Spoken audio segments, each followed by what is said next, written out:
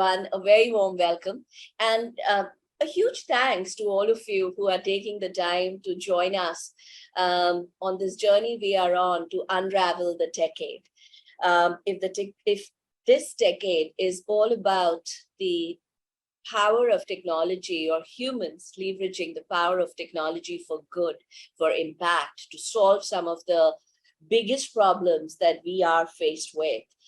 Uh, the stories that we want to talk about or we want to share are those of the real heroes, the people who are making it happen, who are working with technology to drive that impact.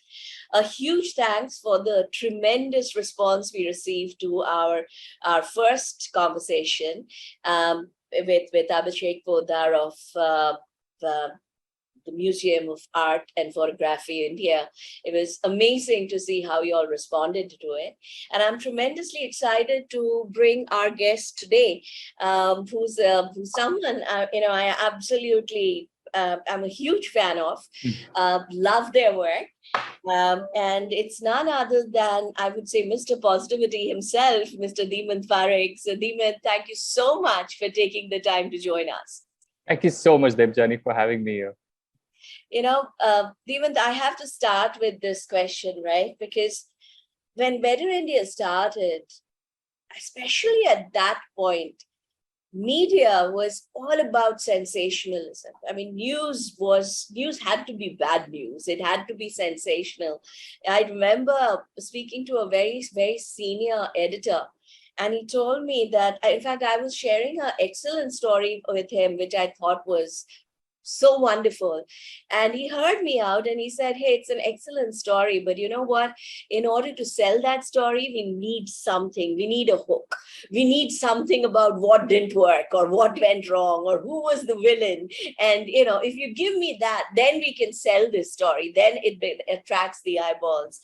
And in that kind of an environment, you come out with a platform to share positive news. Nothing but positive news, right? What was the thinking behind that, Dhimant? Yeah, that's a good question, Debjani. And a lot of people, especially from the traditional media sort of circles, have been pleasantly surprised, I'd say, that people do want to read the kind of stories that we share. But Debjani, this whole idea goes back way back in 2008. When my wife and we start our day with a cup of tea in the morning and browse through the newspaper, right? And we were doing this every day, and it was one of those days where we, page after page, what we were reading was as though everything is bad, everything is kind of going down the drain, and there's absolutely no hope. That's how it was that one morning. So you see the headline that there's some crime and there's scandals and there's gossip and all of that stuff. And we just kind of start thinking to ourselves that, but if you look around us, the circles we are in, the people we meet on our commute to office, the people we meet at the restaurants we go to, they're really fundamentally nice people and doing such amazing things. And I'm not talking about people setting up social enterprises or NGOs. I'm just talking about day-to-day people that you meet. Are so nice, and the majority of the people we meet are such people, right? So somewhere we kind of felt that this is truly a very wrong, or I would say a heavily skewed misrepresentation of what is probably truly happening out there, right? Probably a lot of the spotlight is going to what's broken, and not enough, or in fact at that point nothing of a spotlight was going to what's working, right? So we said, hey, look, there are enough set of organizations that are working to showcase what's broken. And that is, of course, very, very, very important. And that's needed because only if you know what's broken, you can go fix it. So that does a particular job in society. But at the same time, there needs to be a platform that focuses on what's working. Because by doing that, by archiving these kind of solutions, change makers, and all of that, we stand to inspire, millions and millions of people, so that a lot of these pockets of good which are in silos, how do we kind of amplify and make them sort of pan country or even pan globe sort of initiatives? So really the whole idea started with that, leafing through the newspaper in the morning, said, look, we need to read better. So it wasn't even like, hey, we want to start this, right? It was like, let's start reading about what's working. So we went on the internet, early days of the internet back then, searching, and magazines after magazines, blogs after blogs, you actually do not find anything or any documentation of what's working. So we said, okay, fine, this is not going to work. Let us start putting it down somewhere. So we would go around on weekends, just Saturdays and Sundays, and meeting people, doing some very interesting things and putting it up on a blog. I was just more from our reference that, look, we will remember this. That's all. It wasn't even like, hey, we want to distribute this, right? So we started documenting this, putting it up, and then just sending it to friends and family. Sometimes we would come across something interesting and we'll just send it, hey guys, we went here this weekend and see. And through that, word of mouth kind of started kicking in. And then we realized that a lot of people would write back to us if we missed a weekend, if we were traveling or something. They would write, hey, look, you guys have forgotten to kind of write about it. And that's when I think it struck us that there are many, many more people like us, like you, who see that there is a big opportunity and a gap here. And I think it kind of coincided with the larger realization that the need to get inspired is a universal need. It's not restricted to the career you belong to or the interests you have. Everybody, right? It's a human thing. It's in our DNAs. It's exactly right. Like, you're in school or you're a senior citizen, right? You want or have the need to get inspired. Yeah. So that's really where we should really focus all our efforts on and start. So that really was the genesis of the idea of when we started it. Wow. You've not just challenged status quo, but you've literally taken a conscious decision to swim against the tide, right? Whether it was what you would focus on, or even, I think when you guys launched Better India, the whole concept of online news or online news platforms was not still a thing in India. It was just about picking up, right? So why choose to go with an online platform, a digital platform, versus, say, going at that point the safer route or considered the safer route of a printed, published magazine, etc. Yeah, Debjani, I think that comes a lot from the fact that both Anuradha and I are engineers and we come from technology backgrounds. I'm a computer science engineer, built technology products. I understood the internet to whatever extent I can claim that, but I at least understood the technologies underlying the internet. And I sort of realized that this was going to be the future, that distribution of content and content consumption was going to really kind of soar. And the only way to kind of do that cost effectively and at large scale was going to be if we went digital and started distributing content online. We also kind of at least knew how to sort of set up content online, how to make it easy for people to read, easy for people to share, and then leverage social media to really take these stories far and wide. I know there's a lot of ridicule for social media and stuff, but I think it's such a amazing point in time that we live in, where through the click of a button, billions of people are getting connected. One message you post on Twitter and you have hundreds of thousands of people kind of knowing it, right? And so how could you really leverage this to inspire people, to start influencing mindsets and to drive impact, right? How do you get people to start thinking about problems from a solution framework? And you can do that with the internet. And so we were very clear that we'll kind of do this on the internet, and we were also very clear that, look, we will actually take this content to all social media platforms. It's not going to be, this is another sort of thing we went against the tide. This was a time when everyone would tell us, hey, look, if you're building a website, it should be, all your content should be on your website. People should come to your site. I was going to ask you that, yeah. Right. Yeah. And only then it's kind of deemed especially valuable. In those days. Especially in those the entire walled garden, it has to be my wall garden, and all the content that you sit in was very strong. Exactly. We were talking to some very early stage backers, and then they were like, "Look, it has to be your app, which people need to download. Yeah. It has to be your website, your content should not." And we said, no, look, that's not the point of this venture. The point is that we need to take these stories and give them legs. We need to take these stories to where people reside, and people reside on these social networks. Then why would I not kind of take this content there? Right. And the impact would then be massive because you're suddenly talking to millions of people. So we kind of changed that also, and we really built huge followings on all the social media network channels that you see today. And the impact we have seen has been tremendous. We've seen people come forward to rescue farmers from poverty. We've seen people come in and fund urban slum schools. People have come in and volunteered and brought water and sanitation in villages. So massive citizen-led movements to drive change, purely because we brought this ushering and this whole positivity in all the social networking channels. I mean, the Prime Minister talked about it. Yeah. I was thrilled. Because, the Better India for me really is my happy place. It's where I go to when I just want to take a break from all this, nonsense around us, and I just want to read something that inspires me. That's the place I go to. So it was wonderful to see the kind of recognition you guys have got. But you have to give me this answer very honestly, hands on heart.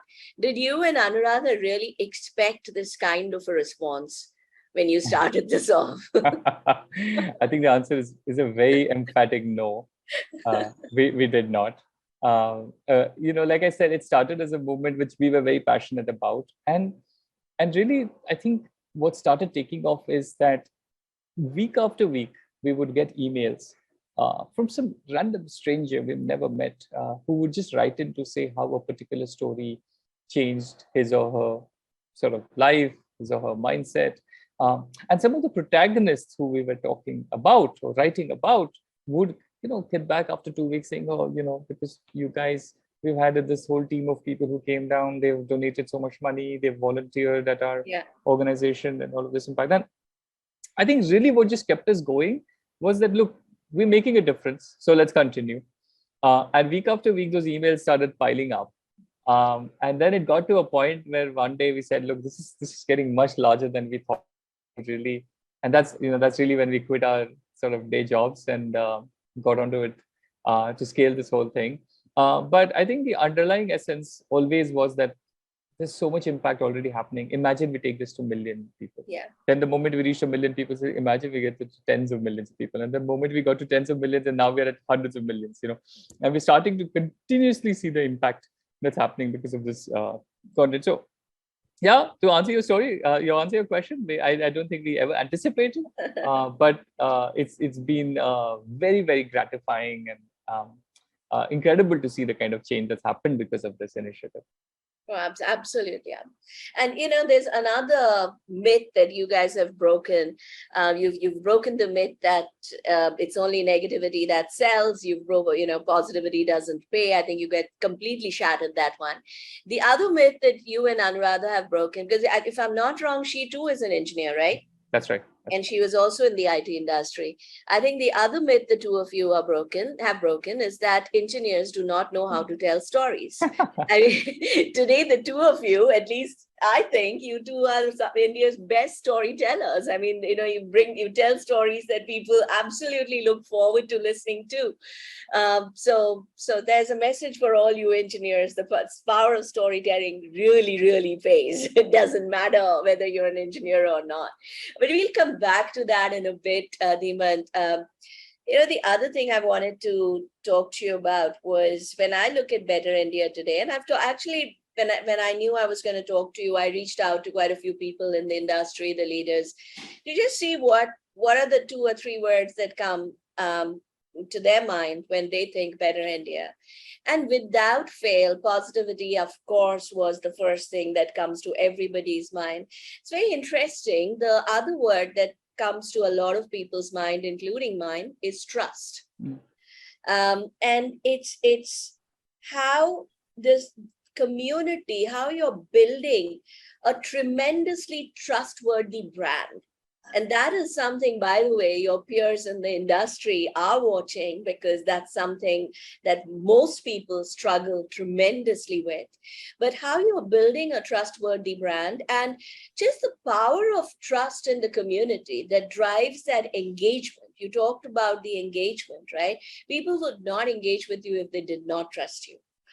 And I honestly think, Dhimant, that's your biggest differentiator, and that's one of your biggest strengths, that will really pay off, especially in this hyper all digital world. So talk a little bit about, I mean, was this even a conscious decision that we have to build trust, or did it just happen?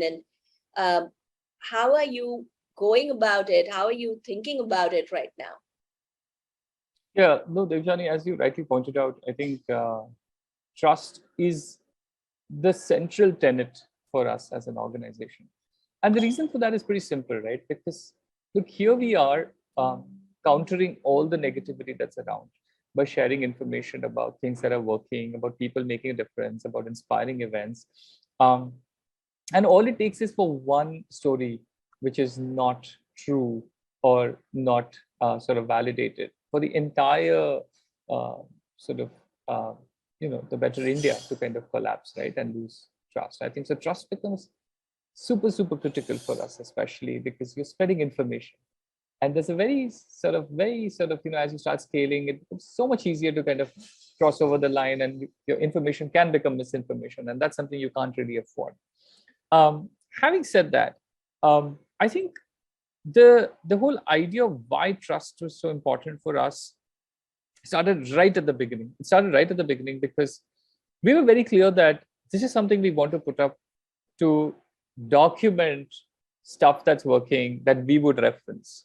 And if it was not going to be something we would ever use, then it should not be documented, right?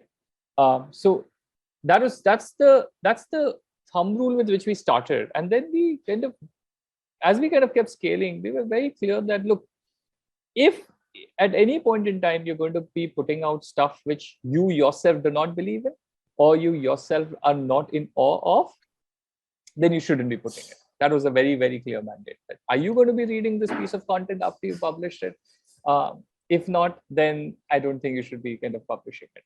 And the moment we kind of started living by that, we realized that what we inadvertently kind of started doing is staying true to the promise with which we started.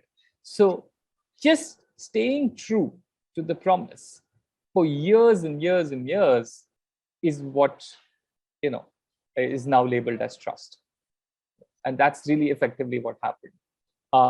I must say, in a country like ours, extremely hard to build trustworthy brands because there's just so much noise, right? And you have so many other sort of avenues of distraction, Especially in the business of news. Especially in the business of news, right? And so how do you kind of do that, and how do you deal with that? I think the simple answer is clearly defining what your purpose is, making sure that that purpose is sacrosanct, and whatever you do is in line with that promise of that purpose, right? And I think the moment you do that, and there is no denying that there is a gestation period. You have to do it for that period of time. You cannot become a trustworthy brand overnight. So it takes years because people need to see you consistently in the same light. The moment that light wavers, the whole skepticism levels again go up. So you need to give it that much time. You need to be consistent, persistent in terms of keeping up with your promise. And I think that's really how you end up building trust. So one of the things that a lot of leaders struggle with, Dhimant, since we're talking about trust, is how do you inculcate that same discipline, passion, whatever you want to call it, within every single employee, especially as your team sizes grow, as you become grow from a 5 people team to a 5,000 people team. Now you're growing. Your team is not just growing, but I believe it's spread across India. How do you ensure that they all believe in this? In this really the value that we have to stay truthful. every time they write an article for Better India? Yeah, no, that's a good question, and it is typically one of the hardest sort of challenges as you scale something like this, right? What we ended up spending a lot of time on is to make sure that the senior core leadership that we have comprises of people who are as invested in this as a passion project as the founders are, and that part I think was non-negotiable. And so it's been interesting that the core set of people who joined us way back in 2015, when this became a sort of a venture, are still with us. Right? It's been I know 7 you years. told me that, and I could not believe it. Yeah, right. And none of that core team comes from a media background or a journalism background. They're pretty much all engineering background. The reason why I highlight that is not that engineers are better storytellers, but what I want to really kind of dwell on is that this is a bunch of people who came together for a particular passion. And if that passion doesn't trump over everything else, then it's going to be very hard to kind of pull it off. Yeah. So these are people who truly believe in the idea that, look, someone needs to amplify all the good that's happening in this country. Someone needs to archive the nation's goodness, right? And we are going to make this happen because it's not been done. And I think that group kind of came in. So what happens is that now you have a senior leadership who kind of build this along with you. So there is absolute clarity in terms of what the Better India as a brand, as a value system, what does it imbibe? And then when you start looking at the second rung of people that you're coming in, when you're starting to scale, very, very important to have a very clear guidelines in terms of what is acceptable and what is not. And we also sort of every week go through examples of what is something that the Better India would not do. It's a lot easier to kind of convey what we don't do, because then it's a very, very clear understanding of what the Better India kind of focuses on. And that is carried out by the senior leadership in the organization, the people who came in early, making sure that the people who follow us later on are able to kind of get that in this. So they go through a rigorous training program, and then there's gatekeeping at different levels. And then eventually, once you've been in the system for a while, you get a very clear sense of whether this is something we do or we don't do. So that's really how we've grown. I think the challenges will kind of, become harder and harder as you keep scaling up. But we've had like 3 levels of scaling up so far, and we've managed to kind of get to a point where I think we have sort of a playbook in place. I really hope you crack that, because I strongly believe that's your biggest differentiator. And I also think the kind of people you will need, they're a little different, from what's there out there. You need people who care. Yeah. Who have that. And that's the same for NASSCOM. And no one joins NASSCOM for salaries, right? They join NASSCOM because they want to get an opportunity to do something for the country, for the industry. And I think it's frankly a privilege to be part of an organization that attracts people like that. So I completely relate with what you're saying. I'm switching tracks a bit to technology, right? You come from a tech industry, Anuradha comes from a tech industry, and you've built, in my mind, I think one of the most powerful digital platforms, because this is a platform that will shape not just how we think of India, but I think this is a platform that also shapes or inculcates that feeling of pride in a lot of us. Because that's so important for a country. That's so important for a country with such a young demographics like India. So let's talk a bit about technology, the role that you see technology play in your journey, not just what it's done till now, but going forward, anything that you're excited about in terms of what technology can do. Again, like, coming from a technology background, I am a firm believer that technology is the biggest level that we have today. Even if you look at India's growth story, right, the entire leapfrogging, while the industrial revolution was something we kind of missed, or we were sort of out of that whole thing, we really leapfrogged in terms of mobile technology. And today, the the manner in which we do payments, for instance, right? Unparalleled. The UPI doesn't exist anywhere else in the world. And that has truly leveled the playing field for everybody. Earlier, it was just the credit card owners who could just swipe at places, and you have access to digital payments today. Today, anybody can scan that QR code and pay 10 rupees to anybody else, right? So, I think it's only going to be technology that's going to kind of change things, and which is where I truly believe that organizations like NASSCOM, which are of course at the forefront of working with all these technology companies to kind of drive that change.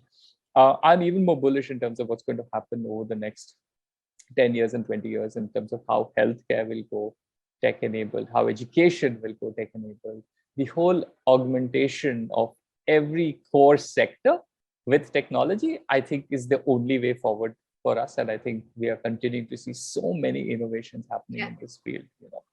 I still remember some of these stories that we've covered, and one of them was inspired. Like when Uber Ola kind of came in, and hey, you have 10 minutes. Within 10 minutes you have a taxi service, and then a very enterprising person started the company saying, if 10 minutes can get you a cab, why can't we get 10 minutes ambulance? And building an entire tech platform and a market sort of a platform for getting ambulances together, and you can book an ambulance in 10 minutes. If I remember correctly, that startup is called Stand Plus. Again, you're now starting to see elements of technology which were built for rest of the world. Now we're starting to adapt it to our needs, right? And I think that's really the way in which it's going to sort of scale.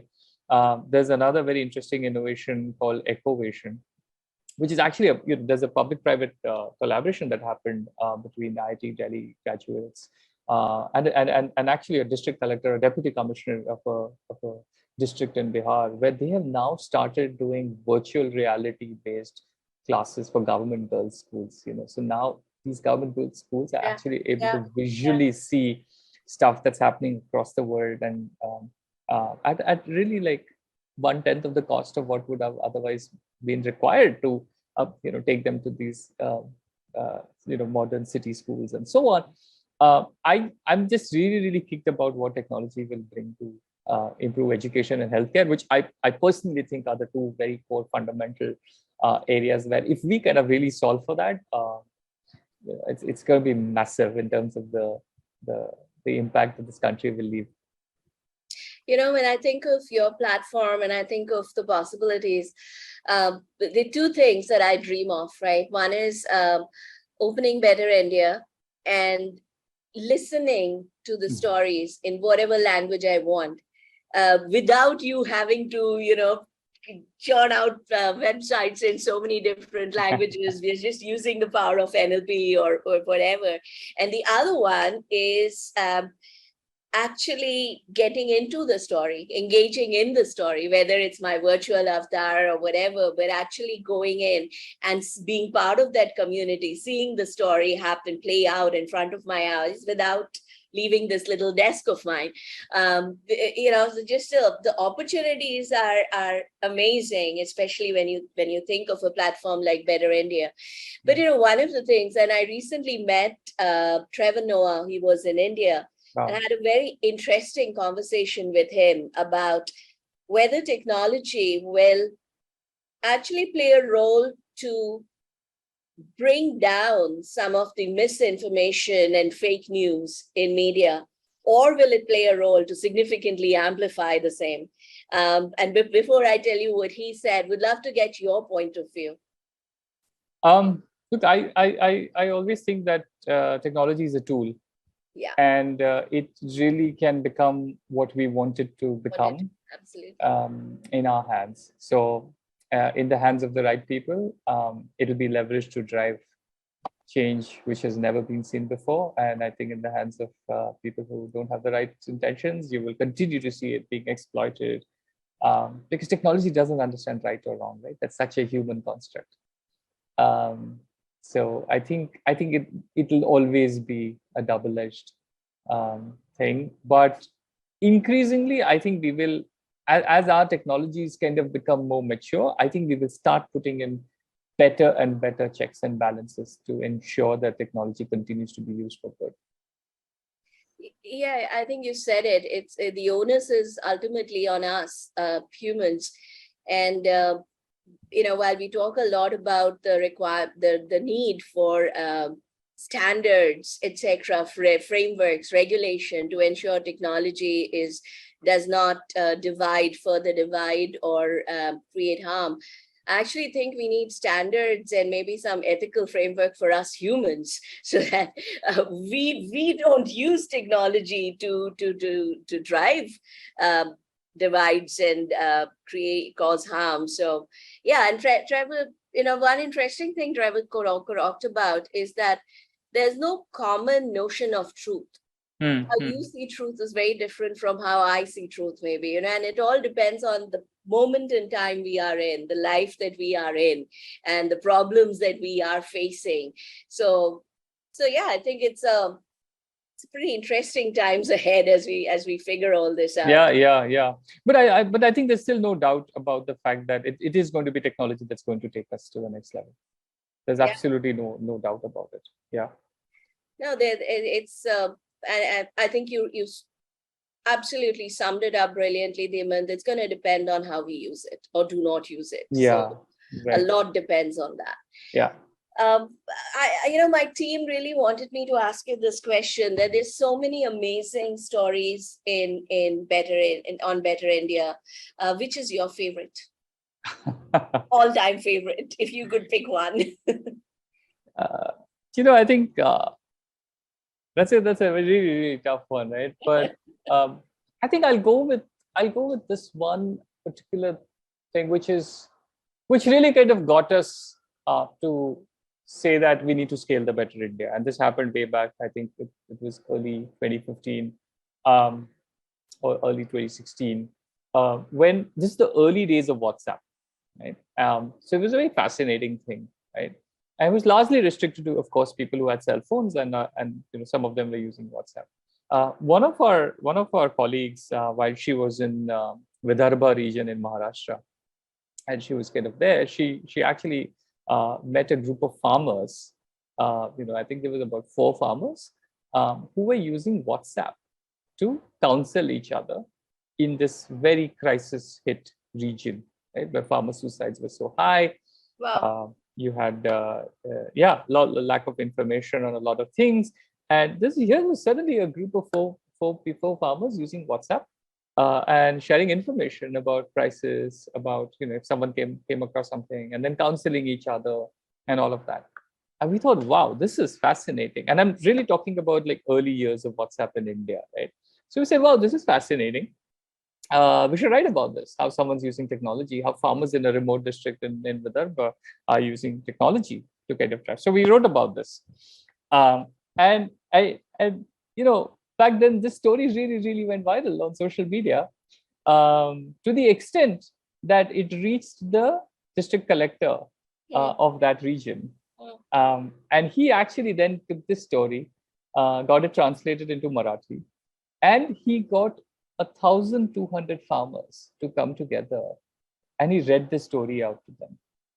And and and that was incredible for me, that here was a story published in English on a digital platform about someone using technology, and suddenly 1,200 farmers were informed about it. Not only that, within the next 2 weeks, they were all made part of various groups on WhatsApp. So suddenly you had 1,200 farmers exposed to the idea that they can counsel each other and share information with each other, all due to an article being published online by us, shared on Facebook. And to me, that was really the power of storytelling and its impact. And we were like, wow, we never thought this would happen, really. The kind of impact, like suddenly with one story, you're impacting 1,000 farmers. That we never anticipated that. And that is why that story remains my favorite. Wow. Beautiful. I'm getting goosebumps just listening to that story. What a fantastic story.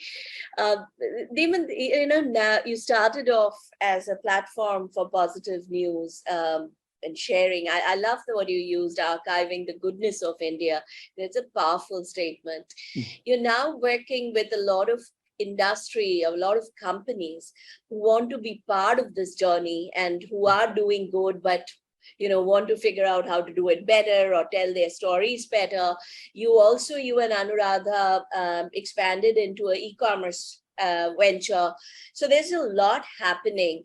But what's your thinking with respect to what's next for you guys? And 4-5 years down the line, how do you see Better India? What are the different things it does? Yeah, we're kind of both Anuradha and I are guided by one core sort of mission, right? That how could we leverage the internet to drive large scale impact? So far, so impact is still at the core of. Impact is at the core. I mean, if it's not impact, we would rather be doing something else. Okay. Right. So it's a very simple statement we ask ourselves: how do we leverage the internet/technology to drive large scale impact? Right. Now, there are many ways to leverage technology and the internet to drive change. We believe that it's the first step that we have taken is through the power of storytelling. So we have taken storytelling as a means as of now to drive impact on the internet. The second phase came in when we used the power of e-commerce to drive impact. Where that's when we launched something called the Better Home. The idea was that could we start giving customers an option of completely biodegradable, environmentally sustainable products to use in their homes, because homes is where we spend so much of our time, but half the things that we bring in are toxic, cleaners and all of that. And we came up with a line which are completely based on plant-based enzymes and microbes, and we launched the Better Home. So the idea there was that now again you're leveraging the internet to drive environmental impact at a household level. We are now kind of starting to, we're working with some of the largest brands of India, focusing on different sort of aspects and allowing them to narrate their story, but partnering with us in order to go deeper into those stories, right? So we work with FMCG brands around sustainability. We work with financial institutions to talk about financial inclusion in rural India. We work with innovation foundations to unearth social enterprises in the country, and basically continuing to create this movement across sectors and categories. If you were to ask me what I see the Better India, eventually, I think it's going to be an ecosystem of multiple businesses, with each of them going deeper in the impact space in different categories, be it environment, be it education, be it health, be it livelihoods, and so on. All of it sort of held by the fabric of storytelling. Do you see yourselves going beyond India at some point? We do, because we get a lot of requests from different countries. Everybody needs good stories to be told. Yeah, absolutely. And we get a lot of requests from a lot of countries saying, hey, how could we set this up here, and so on. And that would be lovely. We haven't yet kind of started putting any work on that line, but it's there at the back of our minds that we should be able to kind of take this and replicate this playbook globally as well. Well, more power to you and Anu. I would love to see not just Better India, but a better world. Yes. Yeah, absolutely. But I have to come back to that one thing we talked about, right? How did two engineers become India's most powerful storytellers? I mean, were you guys always good storytellers? How did that happen? No, I firstly, I do think that title is a little very heavily loaded to say the most powerful storyteller. But I think it started because we were so passionate about the fact that these stories need to be told, right? So a lot of our storytelling came in reflective of that passion, and I think the moment you kind of do that, it really goes far and wide. Because if we were to say, hey, I want to set up a media company and I'm going to tell stories, I don't think we would have worked. We came in with the idea that, look, there is a mission here. Someone needs to give a spotlight to these people who are making a difference. And the moment we started doing that, we were so passionate that we were relentlessly at it. And as you, of course, keep doing something over and over again, you start tending to become better at it. And I think over a period of time, we really kind of understood how to do better storytelling, how to really make all these complex issues relatable to an average citizen out there who's otherwise, is otherwise devoid of time to spend on understanding these things. So how do you kind of do that? How the new content formats that you use and all of that? I think everything stems from the fact that we are so passionate about wanting to make this happen, and I think that's how it happened. Dhimant, absolutely fabulous. I wish we could continue this conversation. Just so much to talk about. Maybe we'll bring you back soon for another session, but it's just been fantastic to talk to you. My key takeaways: be very clear about what you believe in. I mean, you guys are so clear about your need to use technology to create impact. I mean, that's the design principle, if I may put it that way, for everything that you do. Be passionate about it and build a team that is absolutely passionate about it. I think that is going to be so important for everyone. And third, it's all about trust at the end of the day. And you have to think about building trust from the very beginning, if not before, and not as an afterthought. And I think you have, for me, you have, you've shown us, you've proven that trust absolutely pays. You have today built a business model which is sustainable, which absolutely has a path for growth. We just talked about so many different options. And to me, that's the best example that one can give in today's world, not just the importance of trust, but how trust actually pays in business. Right? So thank you so much for taking the time. And next time, tell Anu I am going to get her. I would love to have this conversation with her too. Just she has a different perspective. But fabulous talking to you, and thanks a ton. Thank you so much, Debjani. Really, really enjoyed this conversation. Thank you so much for having me here. Thanks, and all the best. Thank you.